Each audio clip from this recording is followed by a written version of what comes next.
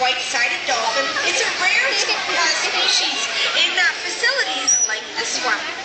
Now, they are called the Pacific white-sided dolphins. You can see why when you see the coloration on their body. They're very torpedo-shaped body as well. They are considered to be one of the most acrobatic species of dolphin in the world. And we're getting an amazing look at that right now. This species, it is called the Pacific white-sided dolphin, so it is found in the North Pacific, all the way from northern Mexico up the coast to Alaska and across the ocean into the coast of Japan. And has anyone ever seen one out in the ocean before? Because they're being seen more regularly off of our waters here in British Columbia.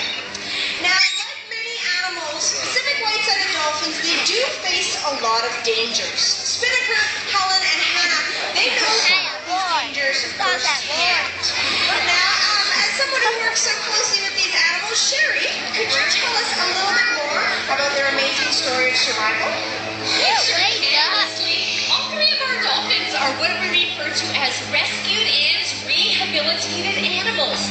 They were actually found entangled in fishing nets off the coast of Japan and brought to a rehabilitation facility where they were deemed non-releasable. Luckily, we've been able to provide them with a permanent home here at the Wild Coast. And working with me today is the very beautiful Hannah. Here's a great look at Hannah. Hannah's been with us for about 5 years, and we've been able to build and maintain a very strong relationship with her in order to provide her the best possible care through training and regular checkups. Thank you, Hannah. Everything that we learn from Hannah's healthcare is used by veterinarians and researchers in order to gain a better understanding of these mysterious dolphins. In fact, every day that we spend with these animals reveals more information about their species, as well as their individual personalities, which, believe it or not, are just as different as you and me. Isn't that right, you guys? Yes, it is. But most of all, Hannah, Helen, and Spinnaker remind us every day that from nets to garbage, man-made objects are affecting dolphins all over the world. Thanks, Sherry. Well, with the help of Spinnaker, Helen, and Hannah, and researchers again, we're trying to learn a little bit more about the threats that these animals face and new ways to protect them.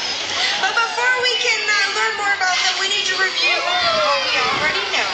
And we know that this species of dolphin is often found in groups. Sometimes they're in small groups of 2 to 3 individuals, but sometimes they're in groups as big as 2,000 animals. Now we also have, as you can see, these very fast animals. They can reach speeds of up to 35 kilometers an hour. And this speed is very good at avoiding predators, but it can also be very helpful when they're looking for their food. And speaking of their food, just what is it that the dolphins are being fed today? Can anyone yell it out? Yeah! Fish, that's right. These animals definitely eat a lot of fish. But let's imagine what it would be like for a moment being a Pacific white-sided dolphin hunting in the North Pacific Ocean. The water off our coast, it is teeming with life, but the deeper you go, the darker it gets. Fortunately, no. These animals are able to penetrate this darkness using sound to navigate, and this is called echolocation. We're going to hear some of those echolocation sounds right now.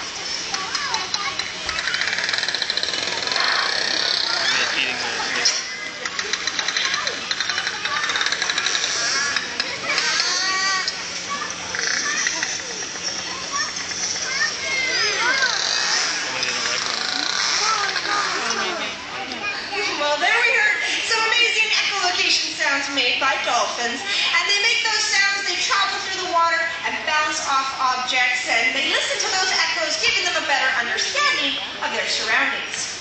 Now, as you can imagine, though, this is a very accurate sense, but what we're trying to figure out is just how accurate it is. Again, these animals, they were entangled in fishing nets, so we're trying to learn a little bit more about why this is the case. Now, over the last 2 years, we've been doing some research with these animals using these gelatin eye cups. Now these eye cups, we've been working through an amazing bond of trust with these animals to have these animals get used to wearing these eye cups. We started just by getting it used to it being on different parts of their bodies. But eventually they do wear them on both eyes. And then we can learn a little bit more about their navigation system and just how good it is. And through this research, we hope to better understand just why these dolphins are ending up in fishing nets when they're looking for their food. Now, speaking of food, just how much food does a dolphin need when it lives out in the ocean anyways? Well, that's something else that we're working to discover with the help of these animals here.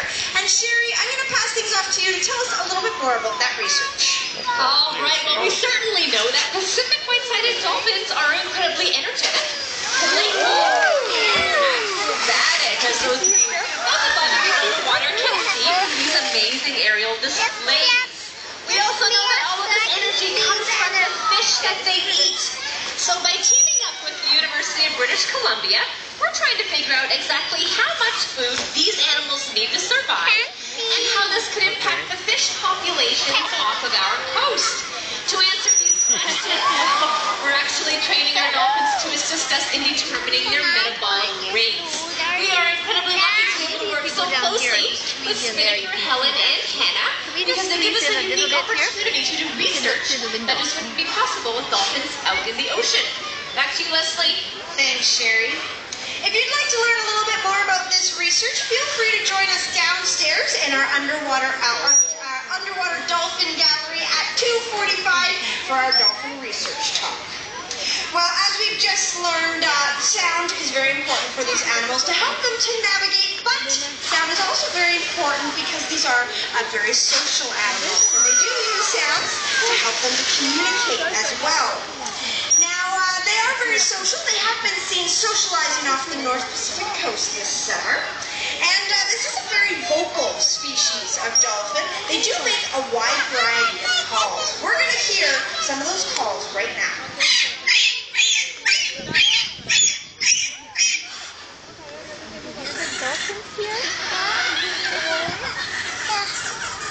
That's what we heard downstairs.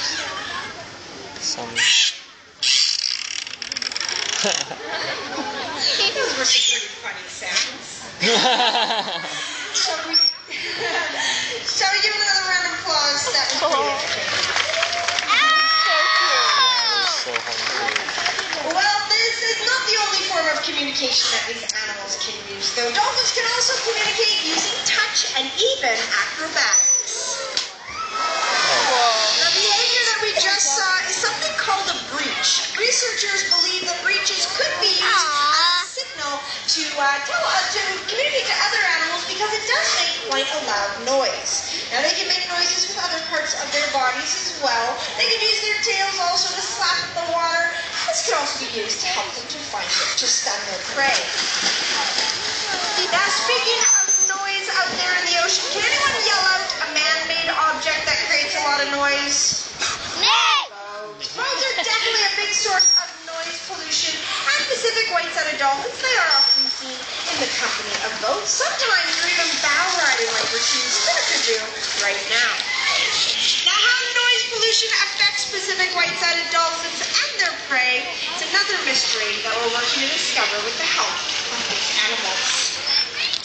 Well, we have learned a lot about these animals, but the more we learn, well, the more questions that we would end up with. But the biggest question that the Vancouver Aquarium is dedicated to answering is, how can we help these amazing animals? As we've seen, things like man-made garbage, they definitely can cause a big threat to these animals. The good news is, there are lots of little things we can do every day to help dolphins out.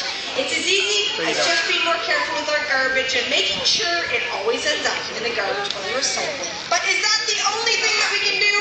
No, I don't think so. We can also join the Great Canadian Shoreline Cleanup. It's a program that takes place in September every year where thousands of people across Canada work towards cleaning up their waterways. Check out our website for more information. Well, again, we have learned a lot about these animals, but they are still shrouded in mystery. But with the help of Spinnaker, Helen, and Hannah, and researchers, and now you, we're working here to solve these mysteries and help these animals thrive off of our coast